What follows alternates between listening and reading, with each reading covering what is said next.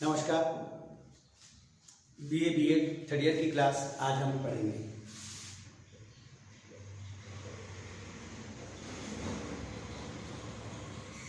और आज अपना जो टॉपिक है, जो चल रहा है, वह है जहांगीर। और जहांगीर में यह पाठ द्वितीय है। इससे पहले हमने जहांगीर के बारे में एक क्लास का अध्ययन कर लिया है। पहले वाली क्लास में जहां मैंने आपको जहांगीर का राज्याभिषेक बताया था, 1605 में वह भारत का मुगल बादशाह बना और उसके बाद उसने अपने कृपा पात्रों को ऊंचे ऊंचे पद प्रदान किए और उसी के समय उसने 12 अध्यादेश जारी किए और यमुना के तट से उसने एक न्याय की जंजीर लगवाई स्वर्ण की और अपने 12 घोषणाएं, 12 निबंध उसने प्रकाशित किए। उसके बाद मिर्जा गयास बेग को इत्मा-उद-दौला की उपाधि दी और राज्य के दीवान पद पर उसने नियुक्त किया था। उसके बाद उसके समय में खुसरो का विद्रोह हुआ था।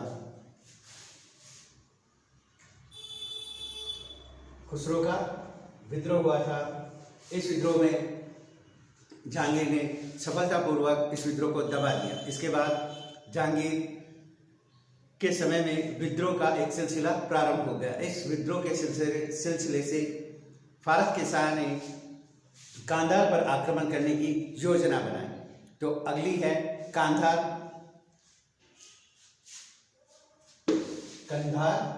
योजना।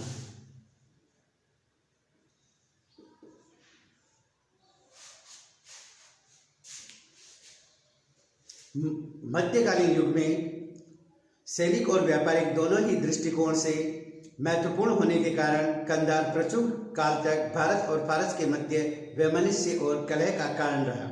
यानी यह व्यापारिक और सैनिक दृष्टि से दोनों से ही महत्वपूर्ण जगह थी। अतः दोनों के मध्य यह एक कलह का कारण बना, भारत और फारस के मध्य।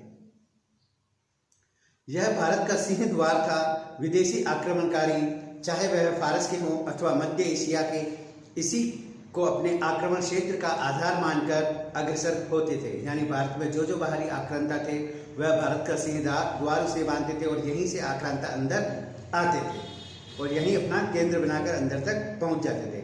इस दुर्ग पर अधिकार करने के बाद काबुल पर आक्रमण कर विजय प्राप्त करना किसी सत्ता के लिए बाएं हाथ का खेल था। यानी इस दुर्ग पर अधिकार करके काबुल पर आक्रमण करना और विजय प्राप्त करना दाएं हाथ का काम था। यही कारण था कि फारस की सरकार के लिए सीमांत प्रदेश में यह एक महत्वपूर्ण स्थान रखता था। व्यापारिक दृष्टि से भी इसकी सत्ता कुछ कम नहीं थी। भारत, फारस, तुर्की एवं मध्य एशिया से व्यापारी यहाँ एकत्र होते थे। यानी 4 जगहों के व्यापारी यहाँ पर एकत्र होते थे। जब भारत में मध्य एशिया में यूरोपीय देशों के लिए भी यह एकमात्र मार्ग था। यानी भारत से मध्य एशिया और यूरोप के लिए जाने के लिए भी यह एक ही मार्ग था। यानी एक तरह से यह सिल्क मार्ग था। यहाँ सभी केंद्र थे। यहाँ अगर किसी का अधिकार है तो उसके राज्य में आर्थिक दृष्टि से संपन्नता आएगी, क्योंकि वह चुंगी स्थापित करेगा और उनसे टैक्स लेगा। अतः यह समृद्धि का कारण भी था, व्यापारिक दृष्टि से महत्वपूर्ण था। इसीलिए यह विवाद का कारण बना। बाबर ने, जो उसकी दोहरी महता से भली भांति परिचित था, इस स्थान को 1522 में अपने अधीन बना लिया। बाबर इस बात को जानता था, अतः उसने 1522 में इसे अपने अधीन बना लिया। परंतु 1558 में हुमायूं की मृत्यु के बाद फारस के सम्राट के राज्याधिकार में पहुंच गया। यानी हुमायूं दर ठोकरें खा रहा था और उसकी मृत्यु के बाद इस पर फारस के शासक का अधिकार हो गया था, जिसकी व्यवस्था के लिए शाह मिर्जा हुसैन को नियुक्त किया था। यानी फारस के शासक ने शाह मिर्जा हुसैन को वहाँ पर नियुक्त किया था। परंतु 1594 में अकबर ने पुनः उसे मुगल स्वतंत्र का एक भाग बना लिया। यानी अकबर ने उसे वापस जीत लिया। अकबर की मृत्यु के पश्चात जब खुसरो का विद्रोह प्रारंभ हुआ तो शाह अब्बास को खुरासान के अध्यक्ष को उत्तेजित कर कंधार पर आक्रमण करने के लिए प्रस्तुत करने का स्वर्ण अवसर मिला। यानी खुसरो के विद्रोह से इस पर वापस प्राप्त करने का एक स्वर्ण अवसर फारस के शाह अब्बास को मिला। परंतु इस दुर्ग की अधिपति शाह बेग खां ने शांतिपूर्वक इसका सामना किया। 1607 में प्रारंभ में जहांगीर ने युद्ध से गिरे हुए शाह बेग खां की सहायता भेजने के लिए मिर्जा गाजी की अध्यक्षता में सैन्य दल भेजा। यानी जो मिर्जा गाजी है उसको शाह बेग की सहायता के लिए भेजा। इस सैनिक सहायक को देखते ही फारसी सैनिक के पैर उखड़ गए। वे भयक्रांत अपना घेरा उठाकर खुरासान भाग गए। चाल विफल होने पर शाह अब्बास ने इस पर आक्रमण के प्रति अपनी अज्ञानता प्रदर्शित की। यानी जब जहांगीर ने उनसे पूछा कि आपने ऐसा आक्रमण क्यों किया, तो उन्होंने कहा मुझे ऐसा कोई पता नहीं है, अगर होगा तो मैं आपको जरूर बताऊंगा कि मेरे सैनिकों ने क्या कार्रवाइयाँ की है। यानी उसकी शह पाकर ही यह अभियान किया गया था कांधार पर। किंतु जहांगीर ने अपनी एक सेना और भेज दी तो वह सैनिक घेरा उठाकर भाग गए। और जहांगीर ने जब उनसे क्वेश्चन पूछा तो उन्होंने ये कहा कि मुझे इसके बारे में जानकारी नहीं है, अज्ञानता प्रदर्शित की। खुरासान के सरदारों की निंदा की तथा जहांगीर से क्षमा याचना की। यानी अब जहांगीर से भी उसने क्षमा मांगी। उसने लिखा कि युद्ध विकल सीमांत प्रदेशीय वर्गों का ही एक ऐच्छिक व्यवहार था। इस मूर्ख एवं धृष्टतापूर्ण व्यवहार के लिए उसे दंड दिया, यानी उन्हें दंड भी दिया। जहांगीर झगड़ा फिर से खड़ा न करना चाहता था, अतः उसकी विवेचना को मान लिया। इस प्रकार यह मामला भी समाप्त हुआ। यानी फारस के शाह अब्बास ने कांधार विजय की जो योजना बनाई थी वह असफल रही, और बल्कि उनके माफ़ी मांगने पर उन्हें माफ़ भी कर दिया, क्योंकि जहांगीर भी इस कार्यवाही को ज़्यादा बढ़ाना नहीं चाहता था। भविष्य में किसी प्रकार के उपद्रव से बचने के लिए सम्राट ने उन स्थानों पर जाना उचित समझा।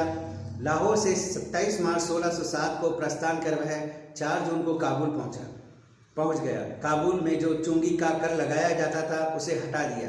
तत्पश्चात वह अगस्त में लाहौर की ओर रवाना हुआ। मार्ग में मृगाय स्थलों पर हत्या कर उसके पुत्र खुसरो से राज्याभिषेक करने का षड्यंत्र भी रचा गया। यानी मार्ग में एकांत स्थान पर जहांगीर की हत्या करने का षड्यंत्र रचा गया और उसके पुत्र खुसरो को शासक बनाने के लिए कहा गया। स्वयं नूरुद्दीन फतेहुल्लाह एतमाउद्दौला का पुत्र शरीफ और इतवार खां नामक एक अन्य ख्वाजा आदि व्यक्ति सम्मिलित थे। खुसरो के मनमोहक व्यवहार, चित्ताकर्षक भाषण तथा निर्दोष व्यक्तिगत जीवन से प्रभावित होकर 400 लगभग पुरुषों ने उसके पक्ष लिया।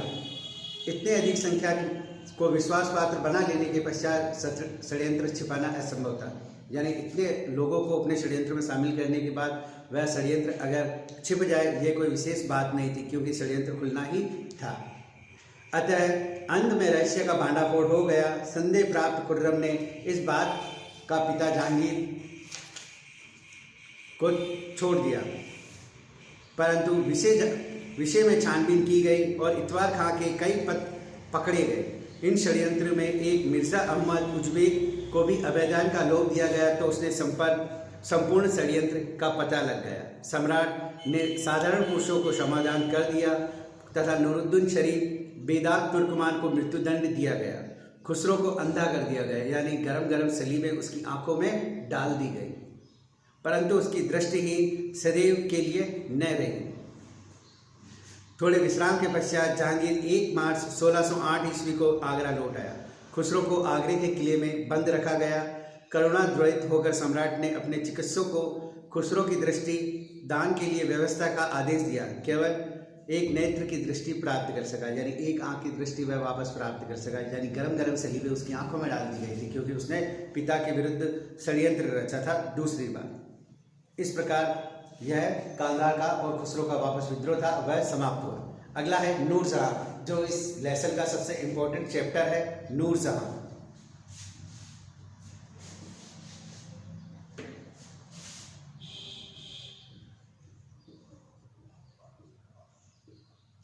मेहरुनिसा।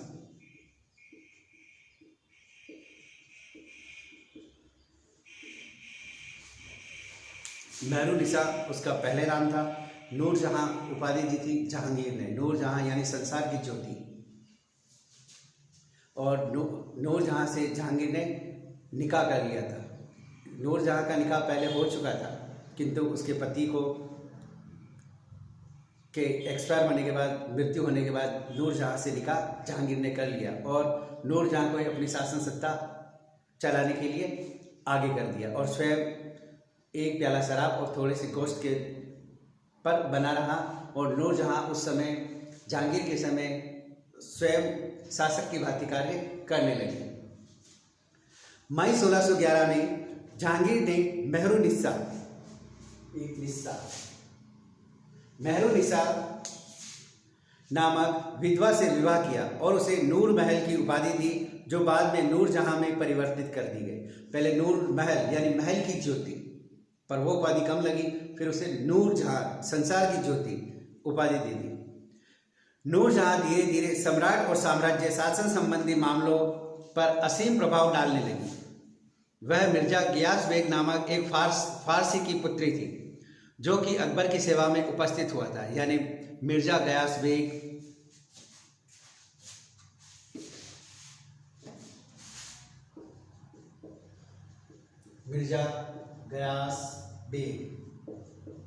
फारसी था,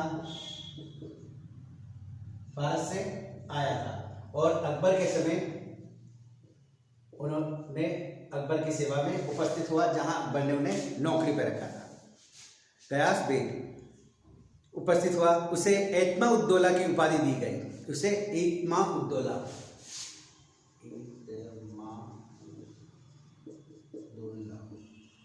की उपाधि दी गई। क्लियर? और उसे उपाधि दी गई। नूरजहां के मादक व्यक्तित्व के चारों ओर मनोनीत, अनुरंजक, किंवदंतियों व परिवेष्टन मिलता है। यानी नूरजहां एक खूबसूरत सुंदर महिला थी, अतः किंवदंतियां उसके बारे में खूब प्रचलित थी। इतिहासकार के मत अनुसार दुर्देव से पराभूत हो नूरजहां के पिता माता अपनी मातृभूमि फारस को छोड़कर अपने भाग्य की परीक्षा हेतु भारत आए थे। मार्ग के लिए प्रचुर सामग्री जुटाए बिना वह इस दुस्सहाय यात्रा पर अग्रसर हो गए। पति पत्नी दारिद्र्य से बुरी तरह ग्रसित थे। गयास बेग को पत्नी का लगभग पूर्ण गर्भवती होना एक और विषम समस्या थी। यानी गयास बेग की पत्नी गर्भवती थी, वो भी एक बड़ी समस्या थी। और वह वैसे ही खूब, उनके पास कुछ भी नहीं था, खूब कहने के लिए कुछ भी नहीं था। वह बुभुक्षित यानी भिखारी अवस्था क्लांत नारी ने मार्ग में ही कन्या रत्न को जन्म दिया। यानी मिर्जा गयास बेग की पत्नी ने एक पुत्री को जन्म दिया मार्ग में इस नवजात शिशु को ले जाने में दंपति असमर्थ थे। यानी उसको ले जाने में भी असमर्थ थे, क्योंकि उनके पास खाने पीने की कोई वस्तुएं नहीं थी। अतः एक पेड़ के नीचे छोड़कर अपने पद पर अग्रसर हो गए। यानी उसे वहीं छोड़ दिया और आगे बढ़ गए। अभी कुछ दूरी चले थे कि माता को अपने शिशु शून्य जीवन का एक असाध्य भार ज्ञात पड़ने लगा। यानी उसकी माता को एहसास हुआ कि नहीं, मेरे कोई बच्चा है, वो है यहाँ पर, और अपने पति को उस बच्चे को उठा लाने के लिए लौटा भेजा। यानी अपने पति को कहा कि उसे वापस लेके आइए। शिशु के समीप जाकर उन्होंने एक चमत्कारपूर्ण दर्शन किया। एक सर्प कुंडली बनाए बैठा था और अपने फन द्वारा धूप से उसकी रक्षा कर रहा था। यानी एक सांप उसके पास में बैठा था और धूप से उसकी रक्षा कर रहा था। एक चमत्कार देखा मिर्जा गयास बेग ने। गयास बेग ने सर्प को दूर करने के लिए शोर मचाना प्रारंभ किया तथा बच्ची को उठा लाया। अपने कष्टों का सामना करते हुए भी वह लाहौर पहुंचे। यानी वह कष्टों का सामना करते हुए लाहौर पहुंचे। वहां गयास बेग के एक पुराने मित्र ने उसको अकबर से परिचय करवाया। यानी मिर्जा गयास बेग का एक पुराना परिचित था, उसने अकबर से गयास बेग का परिचय करवाया। अकबर ने उसकी साधारण पद पर नियुक्त कर दिया। परंतु असाधारण योग्यता एवं प्रखर बुद्धि का पुरुष होने के कारण मिर्जा सम्राट के गृह कार्यकर्ताओं में प्रधान पद पर शीघ्र प्रतिष्ठित हो गया। यानी अपनी बुद्धि और वीरता का प्रदर्शन करते हुए वह ऊंचे पदों पर नियुक्त हो गया। उसकी बच्ची मेहरुनिसा कालांतर में एक मनोहारी रमणी रत्न के रूप में विकसित हुई। यानी उसकी पुत्री जैसे जैसे बड़ी हुई वैसे वैसे सुंदर और मनोहारी बनने लगी। अनुपम सौंदर्य एवं अद्वितीय स्त्री सुलभ गुणों की एक साधन बनकर सुंदरी युवराज सलीम के हृदयेश्वरी बनने की महत्वाकांक्षी थी। यानी वह अनुपम सुंदर थी और सलीम की हृदय की वह धानी बनना, हृदयेश्वरी बनना की महत्वाकांक्षा थी। सलीम भी उससे विवाह करना चाहता था। यानी जहांगीर भी उससे विवाह करना चाहता था, परंतु अकबर ने इस संबंध में सहमति नहीं दी। यानी अकबर नहीं चाहता था कि यह विवाह निकाह हो। अतः उसका पाणी ग्रहण उसके पिता के समान फारस से आए निवासी शेर अफगान से कर दिया। कर दिया। अकबर की सेना में जो नौकरी करता था, जो अकबर की सेना में एक व्यक्ति नौकरी करता था, शेर अफगान, उसके साथ उसका विवाह निकाह कर दिया गया। यह जहांगीर के हाथ में सत्ता आई तो शेर अफगान की हत्या करवा दी और मेहरुन्निसा पर अधिकार प्राप्त करने का यत्न किया। यानी जब जहांगीर की सत्ता आई तो उसने शेर अफगान की हत्या करवा दी और वापस नूरजहां से विवाह करने का निश्चय किया। इसमें वह सफल हुआ और उसे दरबार में लाया गया। यानी इसमें वह सफल हुआ और उसे दरबार में लाया। 4 वर्ष उपरांत उसने निकाह किया और अपनी राजमहिषी के गौरवशाली पद पर प्रतिष्ठित किया। यानी उसका जो प्रेम था उसको वह वापस दरबार में बुलाया, उसने उसके पति की हत्या करवा दी और उसे साम्राज्ञी बनाया। मर्यादित ऐतिहासिक दृष्टिकोण में एक मनोनीत कथानक के लिए स्थान कम है। इसके अनुसार मिर्जा गयास बेग का पिता ख्वाजा मोहम्मद शरीफ खुरासान के सुल्तान बेगरबागी का मंत्री था। वह उच्च वंश से उत्पन्न एक उच्च शिक्षा प्राप्त था। 1587 में उसका देहावसान हो गया। उसके वंश की वह महत्ता न रही और उन्हें अनेक कष्टों का सामना करना पड़ा। और उसके पुत्र मिर्जा गयास बेग ने अपना भाग्य भारत आजमाने की सोची और अपने 2 पुत्रों और गर्भिणी स्त्री के साथ लाहौर की ओर प्रस्थान किया। मार्ग में प्रचुर मात्रा में धन संपत्ति की हानि उठानी पड़ी, परंतु कारवां के मालिक मसूद ने उसे अवलंबन दिया। कांधार में उसकी पत्नी ने एक कन्या को जन्म दिया जिसका नाम मेहरुन्निसा रखा गया था। इस प्रकार यह मेहरुन्निसा का जीवन परिचय है। अकबर के समय में वह उच्च पदों पर नियुक्त हो गया। सुशिक्षित एवं सुसंस्कृत होने के कारण अपने कार्य में असाधारण प्रतिभा दिखाई, अतः वह काबुल का दीवान बना दिया गया। वयस्क होने पर मेहरुन्निसा का विवाह अली कुली इज्जुली के साथ कर दिया। ये अन्य किंवदंती है। वह फारस का निवासी था और वह प्रारंभ में अब्दुल रहीम खान खाना की अध्यक्षता में पदस्थ था। यानी अब्दुल रहीम खान खाना के यहाँ नौकरी करता था। बाद में राज की सेवा में पहुंचा। शाहजादा सलीम को मेवाड़ आक्रमण के लिए भेजा गया। उस समय अली कुली खां भी उसके साथ में था। एक हाथ में शेर मारने के उपलक्ष्य में उसे शेर अफगान की उपाधि मिली थी। सलीम के विद्रोह के काल में शेर अफगान सलीम को छोड़कर अकबर से जा मिला। जहांगीर जब सम्राट बना तो शेर अफगान को क्षमा कर दिया और उसे बंगाल के अंतर्गत बर्दवान का फौजदार नियुक्त किया। 1605 ईस्वी में एक जागीर दे दी। शेर अफगान पर राजद्रोही होने का अभियोग लगाया गया और जहांगीर ने बंगाल के तात्कालिक शासक कुतुबुद्दीन खां शेर अफगान को दरबार में भेजने की आज्ञा दी। शेर अफगान को राजज्ञ की अवहेलना करने में दंडित का आदेश दिया। प्रदेश शासित धीपति का आदेश मिलने पर शेर अफगान 2 सेवकों सहित 9 अप्रैल 1607 में कुतुबुद्दीन के शिविर में उपस्थित हुआ। कुतुबुद्दीन सेना ने उसे एकदम घेर लिया। अचानक भयानक अपमानपूर्ण व्यवहार उसके साथ किया। कुतुबुद्दीन जब आगे बढ़ रहा था, क्रोध उद्वेली शेर अफगान ने उसे कटार निकालकर उसके टुकड़े टुकड़े कर दिए, परंतु मरते हुए भी शेर अफगान ने प्रदेशाधिपति के निजी व्यक्ति अंब खां की घातक प्रहार किए। अंब खां को प्रदेशाधिपति 12 घंटे के भीतर ही परलोक सिधार गए। कुतुबुद्दीन की मृत्यु से सम्राट अमर से भर गया और अपनी डायरी में लिखा, शेर अफगान का नरकवास मिला और यह आशा की जाती है कि उस कलमोह दुरात्मा को यह अभिशप्त जीवन सदैव के लिए भोगना पड़े। जहांगीर ने शेर अफगान की विधवा उसकी पुत्री लाडली बेगम को दरबार में बुला लिया। यानी शेर अफगान अली कुली खां था और नूरजहां से लाडली बेगम का भी जन्म हुआ था। उन दोनों लाडली बेगम और शेर अफगान की पत्नी नूरजहां को दरबार में बुला लिया। विधवा मेहरुन्निसा को उसने अकबर की विधवा सलीमा बेगम की सेविका के पद पर नियुक्त किया। मार्च 1611 ईस्वी में नौरोज के त्योहार के अवसर पर जहांगीर की दृष्टि उस पर पड़ी तो वह उस पर आसक्त हो गया। 1611 ईस्वी में उसने नूरजहां से विवाह कर लिया। जहांगीर और नूरजहां के संबंध, अब दोनों के जो संबंध है, विवाह कर लिया, निकाह कर लिया, उसके बाद दोनों के मध्य क्या संबंध रहे, इसके बारे में विस्तृत चर्चा करेंगे।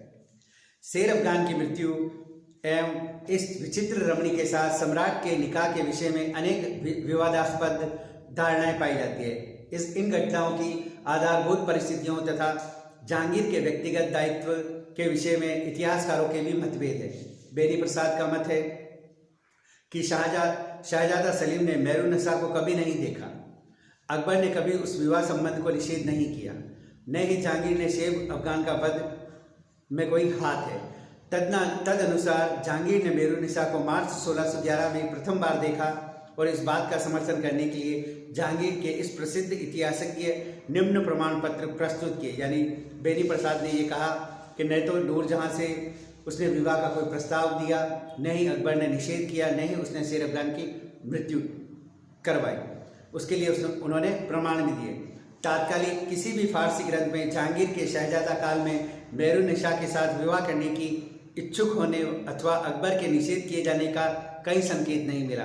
यानी तात्कालिक जो ग्रंथ है उन्होंने कहीं भी जहां शहजादा सलीम है उसने नूरजहां से या मेहरुन्निसा से विवाह का प्रस्ताव नहीं दिया, ना ही अकबर ने उन्हें मना किया। ऐसी बातें किसी भी तात्कालिक ग्रंथ में नहीं लिखी गई है।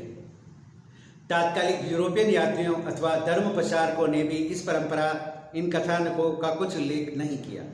यद्यपि वे व्यक्तिगत शाही परिवार से संबंधित किसी भी लोकपवाद का संग्रह करने के लिए विशेष उद्योगशील नहीं करते थे। यानी इस तरह की बातें लिखने के लिए वह कोई प्रयत्न नहीं करते थे और न ही उन्होंने प्रयत्न किया और न ही इस तरह की बातों का उन्होंने उल्लेख किया। कोई भी प्रत्यक्ष कारण भी ऐसा नहीं ज्ञात होता है जिसके कारण अकबर ने सलीम को मेहरुन्निसा के साथ विवाह करने की आज्ञा न दी हो, क्योंकि उन दिनों इस प्रकार के विवाह प्रचुर मात्रा में होते थे। यानी इस प्रकार के विवाह प्रचुर मात्रा में होते थे और जहांगीर ने अपने कम उम्र में ही करीब 800 रानियां अपने हरम में थी उसके।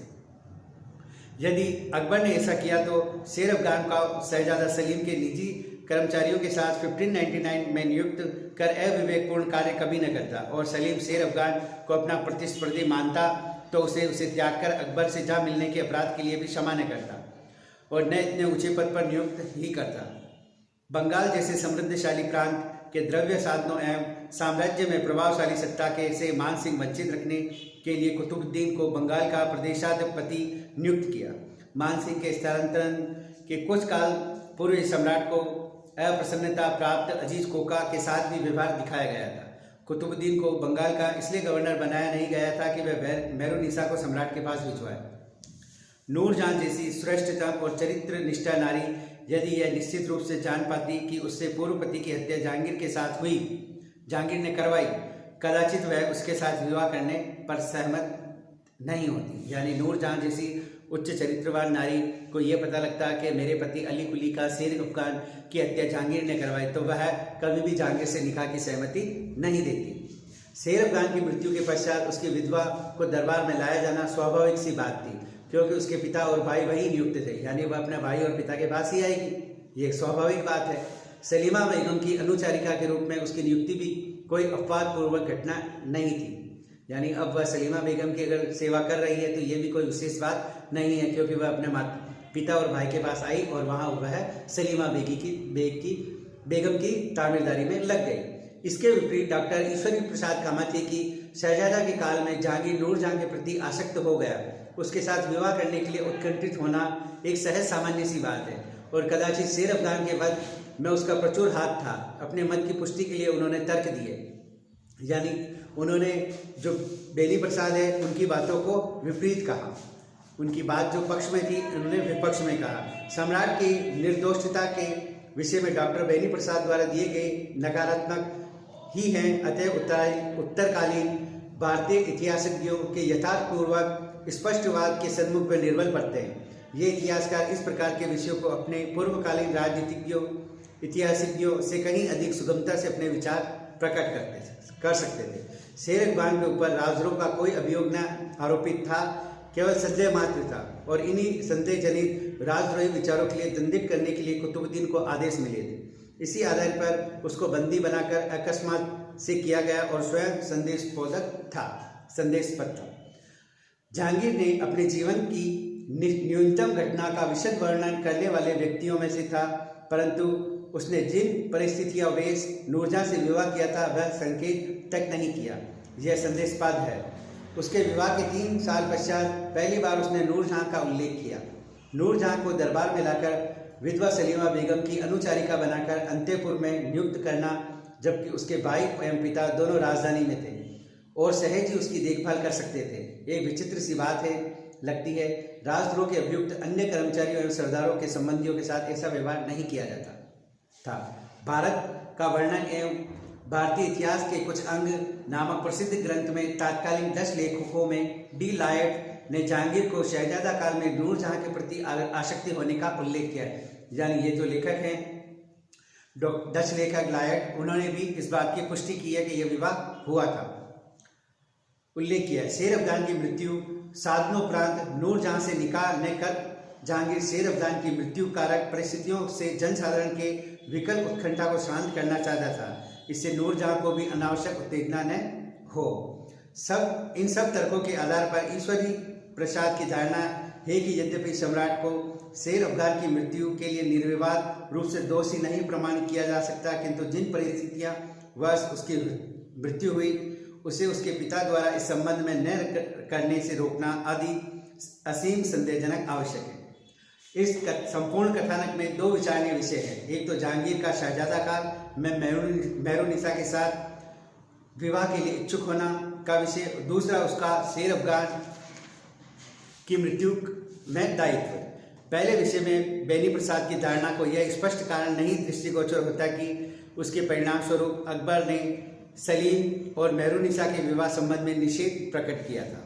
समालोचना की कसौटी पर खरा नहीं उतरता। अबुल फजल के वर्णन से तो यह स्पष्ट है कि अकबर ने सलीम को उच्च वंशोद्भव जैन खां कोका की पुत्री से विवाह के लिए पहले ही मना लिया था, और यह केवल देखकर ही उसके शहजादे की हृदय की विषम प्रभाव पड़ा। अंत में अनुमति प्रदान की। मेहरुनिसा सलीम के संबंध में एक कारण भी निषेध करने के लिए यथार्थ था।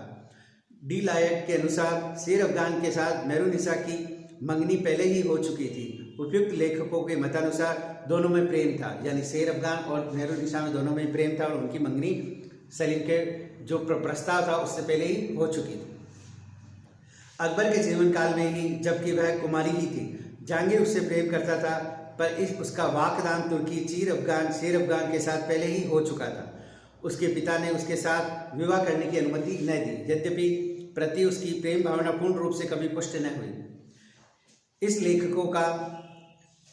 लेखक का जिसका सम्राट के प्रति किसी प्रकार का पक्षपात भावी होने का प्रश्न ही नहीं उठता, यह उल्लेख उत्तरकालीन मुगल ऐतिहासिक के विवरण से स्पष्ट होता है। कई महिलाओं के साथ विवाह हो चुकने के उपरांत ही जोना खां की पुत्री से आसक्त हो जाना उसके व्यक्तित्व की इस विशेषता का स्पष्ट द्योतक है कि जिसके अनुसार उसका नूरजहां से अनुरक्त होना संभव नहीं लगता। जहांगीर को शेर अफगान की मृत्यु के लिए दोषी ठहराने के लिए तात्कालिक कोई भी स्पष्ट और अकाट्य प्रमाण नहीं मिलते। कोई भी इस बात से सहमत नहीं था कि मानसिंह को बंगाल के प्रदेशाधिपति के पद पर केवल सम्राट की मनोरथ पूर्ति के लिए हटाया गया था, परंतु साथ ये स्पष्ट है कि शेर अफगान का कोई निश्चित अभियोग न था। यदि था भी तो उसे उसके प्रति पूर्ण रूपेण अनभिज्ञ रखा गया और अपनी निर्दोषता सिद्ध करने के लिए कई अवसर नहीं दिया। उसका अंत असामयिक आकस्मिक रूप से संपन्न करने की योजना को सफलीभूत करने के लिए प्रयुक्त साधन जहांगीर की मृत शेर अफगान के प्रति उद्गारिता, घृणा तथा नूरजहां के विषय में उल्लेख न करना आदि ये सब संदेहजनक है। डॉक्टर ईश्वरी प्रसाद के शब्दों में, यदि प्रेमाशक्ति की धारणा सत्य है तो शेर अफगान की हत्या का उद्देश्य भी स्पष्ट है, यानी प्रेम है तो शेर अफगान की हत्या करना भी स्पष्ट है। इस विषय में एक प्रश्न और विचार करने योग्य है। यदि नूरजहां को अपने लिए इस प्रकार की बुरी तरह उत्कंठित था, यदि जहांगीर नूरजहां को अपनाने के लिए इस प्रकार बुरी तरह उत्कंठित था, तो फिर न उसने 1607 में ही, जबकि वह दरबार में लाई गई थी, विवाह कर लिया होता। उसने 4 साल 1611 तक ही विवाह करने की प्रतीक्षा क्यों की? यह भी ध्यान देने योग्य है कि नूरजहां दरबार में ले जाकर सम्राट की विमाता सुल्ताना बेगम की अध्यक्षता में नियुक्त की गई। वह विमाता जहांगीर के प्रति अत्यंत दया और सौहार्द का भाव रखती थी। इस नारी ने शहजादा सलीम और जहांगीर के बीच विद्रोह के समय शांति स्थापना हेतु मध्यस्थता की थी। सभी जानते हैं कि मुगल अंतपुर की रमणियां विवाह संबंध स्थापित करने में परम कुशल थी। मेहरुनिसा का सलीमा सुल्ताना के साथ रहने का अर्थ यह है कि जहांगीर के अधिकार में पूरी तरह आ गई थी। विवाह संस्कार के 4 साल तक स्थगित कर देना जनसाधारण की दृष्टि में बचे रहने के लिए अनिवार्य था। इसी कारणवश विवाह के 3 साल बाद ही नूरजहां का उल्लेख करने में उसने सावधानी बरती। इस प्रकार नूरजहां और जहांगीर के विवाह के बारे में विभिन्न विद्वान एक पक्ष से दूसरे पक्ष से बेनी प्रसाद, इलीट, ईश्वरी प्रसाद आदि ने अपने अपने मत प्रस्तुत किए और तात्कालिक ग्रंथों के आधार पर निष्कर्ष निकाला कि यह एक षड्यंत्र था अथवा नहीं। नूरजहां का चरित्र। अब आगे हम पढ़ेंगे नूरजहां किस चरित्र की महिला थी, उसका चरित्र कैसा था। इस विवाह के समय जहांगीर लगभग 42 वर्ष का, नूरजहां 34 वर्ष की थी। यानी 1611 में जब उसने नूरजहां से विवाह किया था जहांगीर ने, तो वह 42 वर्ष का था और नूरजहां 34 वर्ष की थी। उसके पूर्व वय का सौंदर्य और ताजगी अभी तक उसमें ज्यों की त्यों विद्यमान थी। यानी जैसी वह दिखती थी अपने यौवन अवस्था में, वह अब भी दिखाई देती थी और कुछ काल पश्चात वह बनी रही। उसमें उत्कृष्ट स्वास्थ्य के साथ प्रचुर मात्रा में शारीरिक शक्ति थी। उसकी प्राकृतिक छवि को श्रृंगार एवं आभूषणों भरणों ने भी उसे कमनीय बना दिया था। नूरजहां में एक तक्षण मेधा तथा समस्याओं के रहस्य को क्षण भर में समझ लेने की विशेष क्षमता थी। वह उच्च शिक्षा प्राप्त थी। कविता, संगीत, चित्रकला में उसे विशेष अभिरुचि थी। फारसी में वह पद रचना करती थी। उसमें एक साधारण आविष्कारक क्षमता थी, जिसके फलस्वरूप नवीन प्रकार की भूषा, आभूषण तथा श्रृंगार के नए नए ढोंग वह अवस्था में किया करती थी। उसके द्वारा प्रचलित वेशभूषा की प्रणाली का अचूक प्रभाव औरंगजेब के समय तक बना रहा। यानी उसके द्वारा जो डिजाइन है, पहनावा किया गया था, वो औरंगजेब के काल तक चली रही। नूरजहां अत्यंत समाज प्रिय एवं उदार हृदय स्त्री थी। निर्धनों और पीड़ितों की वह मित्र थी। अनाथ कन्याओं के विवाह का व्यय उठाने तथा प्रतिदिन प्रचुर मात्रा में दान दिए जाना उसका नियम बना रखा था। उसने पुरुषोचित मेधा एवं महत्वाकांक्षा थी। गहनतम राजनीति अथवा शासन संबंधी समस्याओं पर पूर्ण अधिकार रखती थी। उसके लिए बाएं हाथ का खेल था। अपने संपर्क में आने वाले प्रत्येक व्यक्ति और परिस्थितियों को वह अपनी सत्ता से पराभूत करने में उसे आंतरिक आनंद अनुभव होता था। वह वीर और धैर्यनिष्ठ थी। वह आवेशों से वशीभूत हो अपना संतुलन न बिगड़ने देती। वास्तव में संकट की विकरालता के अनुरूप ही उसकी तिन्ववारक शक्तियों तथा योजनीयता को बढ़ जाती थी। नूरजहां का प्रभाव और प्रभुत्व असीम था। 1663 में वह बादशाह बेगम, 1613 में वह बादशाह बेगम अथवा पट्ट महिषी बन गई। इस प्रकार वह साम्राज्य की स्त्री समाज की अग्रणी और शाही वंश की अधिष्ठात्री बनी। वह इतनी शक्तिप्रिय रमणी थी कि न केवल उसने सभी राजकार्य मामलों में हाथ बटाना आरंभ किया, वरन संपूर्ण राज्य सत्ता भी अपने हाथ में लेने के लिए उद्यमशील थी। जहांगीर अपनी आयु तथा बुरे स्वास्थ्य के कारण धीरे धीरे आरामी और आलसी के वशीभूत होता जा रहा था। उसे भी राजसत्ता को इस मेघावी श्रमशील तथा परम प्रेमासक्त रमणी के हाथ सौंपना अप्रिय न लगा। यानी आलसी और बीमार सलीम हुआ जा रहा था और उसने भी नूरजहां को सत्ता देने में संकोच नहीं किया। कुछ काल बाद वह प्रजा में शाही झरोखे देने भी लगी। यानी अब वह सलीम के साथ शाही झरोखा में दर्शन देने भी लगी थी। स्पष्ट रूप से राज्य संचालन का कार्य करने लगी। कहीं कहीं सिक्कों पर तो उसका नाम खुदवाया गया और राज्य की पूरी बागडोर अपने हाथ में ले ली। इसी दल का नाम था नूरजहां गुट, जिसमें वह स्वयं, माता पिता, भाई और उसकी भतीजी और पिता शाहबाज खुर्रम सम्मिलित थे। भतीजी का पति शाहबाज खुर्रम सम्मिलित थे। नूरजहां की माता अस्मत बेगम, जो एक सुशिक्षित और संतुलित विचारों वाली स्त्री थी, वह उसकी परामर्शदात्री थी। वह संस्कृत भावनात्मक थी। वह गुलाब से इत्र निकालने की विधि की आविष्कारक मानी जाती है। यानी गुलाब के फूल से इत्र बनाने की विधि को अगर खोजा है तो वह अस्मत बेगम ने खोजा था। इस स्त्री ने अपनी महत्वाकांक्षा और चंचल प्रवृत्ति की पुत्री नूरजहां को संयमित बनाए रखने में बड़ा श्रेयस्कर काम किया। यानी अपनी पुत्री को संयमित बनाने में उसने महत्वपूर्ण काम किया। नूरजहां का पिता एतमाउद्दौला एक योग्य शासक था तथा उसका भाई आसफ खां असाधारण क्षमता का अर्थशास्त्री एवं नीतिज्ञ था। नूरजहां के राजनीतिक दल के आधार स्तंभ यही परिश्रमी और प्रतिभावान व्यक्ति थे। शहजादा खुर्रम का, जो कि बाद में शाहजहां के नाम से प्रसिद्ध हुआ, आसफ खां की पुत्री अर्जुमंद बानो बेगम के साथ विवाह हुआ था और अपने शासनकाल के प्रारंभिक काल में नूरजहां से अपना कृपा पात्र बनाया था। इस प्रकार नूरजहां का चरित्र उज्ज्वल था। उसने बहुत सी बातें जान ली थी और वह उसके अनुसार ही कार्य करती थी और उसने एक गुट बनाया, नूरजहां गुट, जिसमें अपने पिता, अपनी माता, पिता एतमाउद्दौला, माता अस्मत बेगम, भाई आसफ खान और अपना पुत्री और उसका पति वह भी उसके गुट में शामिल था। और इस प्रकार वह एक अपना मजबूत गुट उसने बनाया और कुछ वर्षों तक उसने शासन किया। सलीम या जहांगीर का नाम रखा। नूरजहां का प्रभाव, अब नूरजहां का प्रभुत्व और प्रभाव हम आगे वाली क्लास में देखेंगे किस प्रकार नूरजहां ने सलीम के स्थान पर राज सत्ता अपने हाथ में ले ली और सलीम के नाम से शासन किया और अपना प्रभुत्व जमाया और उसका प्रभाव क्या हो रहा, इसके बारे में विस्तृत रूप से अध्ययन करेंगे।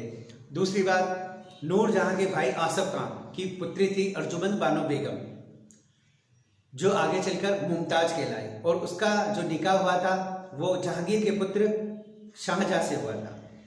क्लियर? खुर्रम से, खुर्रम आगे चलकर शाहजहां बना और जो नूरजहां गुट है वह इसी वजह से बिगड़ गया, टूट गया और नूरजहां को उसमें पद से हटना पड़ा और शाहजहां को बादशाह बनाया गया। क्लियर? आदि घटनाक्रम हम आगे वाली क्लास में अध्ययन करेंगे। धन्यवाद।